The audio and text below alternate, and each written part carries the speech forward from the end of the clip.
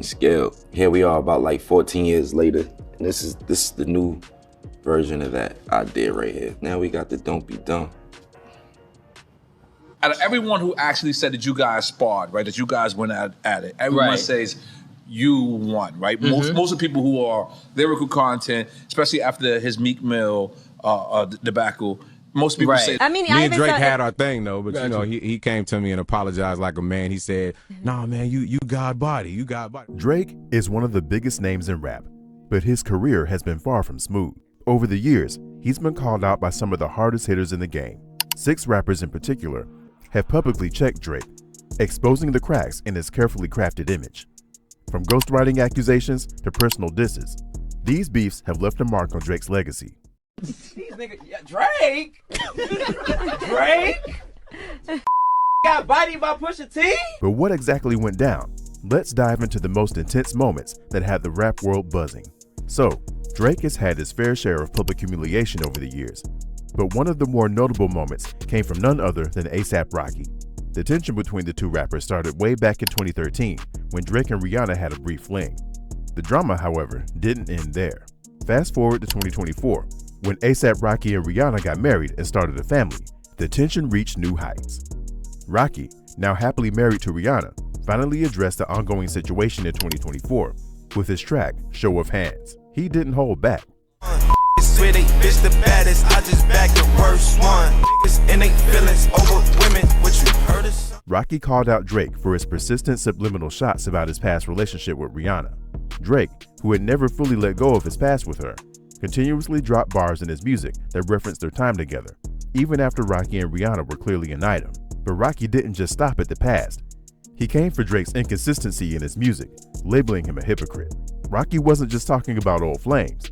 He called out Drake's entire image, his branding, his behavior, and his artistic contradictions. He made it clear that Drake was trying to have it both ways, portraying himself as a smooth, romantic lead, while also dabbling in things he truly didn't live. Drake, of course, wasn't going to let that slide. Moving on from A$AP Rocky's direct critique, let's take a closer look at another major rapper who publicly tore into Drake, DMX. In a 2012 Breakfast Club interview, when asked about his thoughts on Drake, DMX didn't hold back. Now, why don't you like Drake? I don't like anything about Drake. I don't like his voice. I don't like what he talks about. I be trying to I don't tell like these his face. people. I don't like the way he walks, like nothing. I don't like his haircut. I don't like anything about Drake, he said, making it clear that he had no respect for the Toronto rapper. It wasn't just a casual dislike either. DMX called out Drake's voice, his image, and the very essence of his persona. For DMX, Drake represented everything that was wrong with mainstream rap. Too soft, too polished, and not raw enough.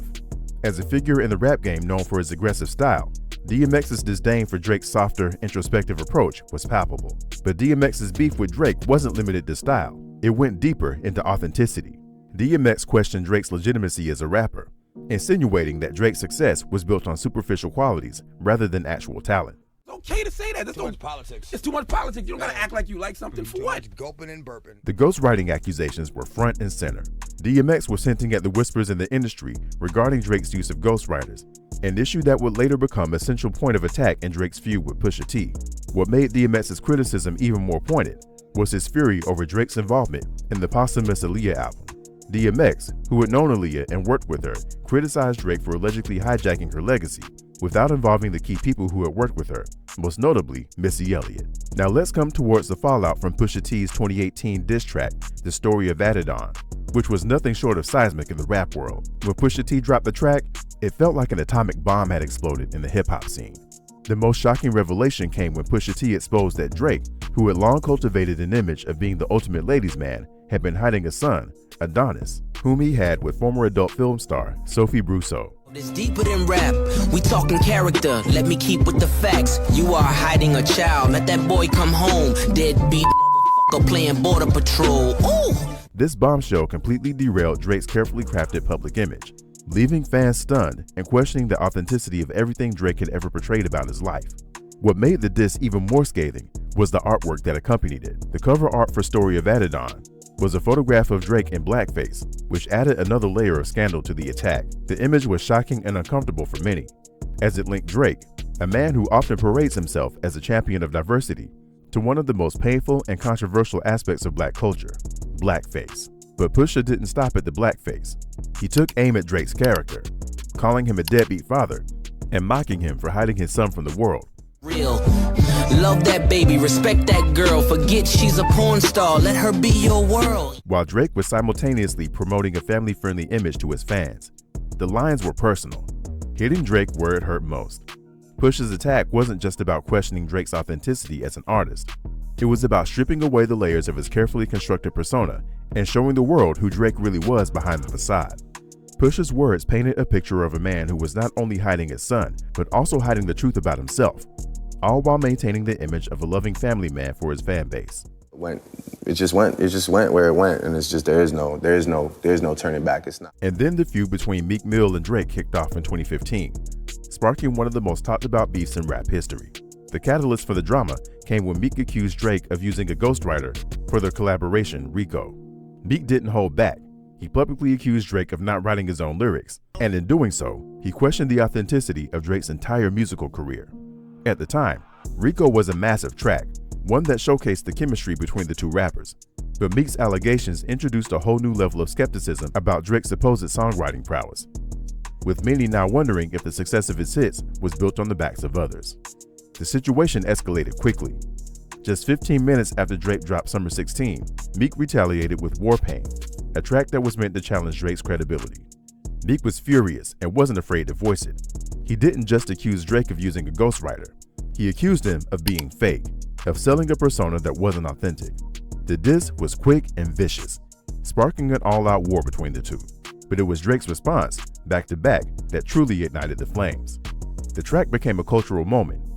Its aggressive lyrics, its sharp shots at Meek, and its catchy beat all turned into one of Drake's most iconic diss tracks. The aftermath of the beef left a lasting scar on both rappers' careers, but it was Drake who ultimately came out on top, at least in the public eye. Now, how can we forget the feud between Kendrick Lamar They not like us. No. They not like us. What?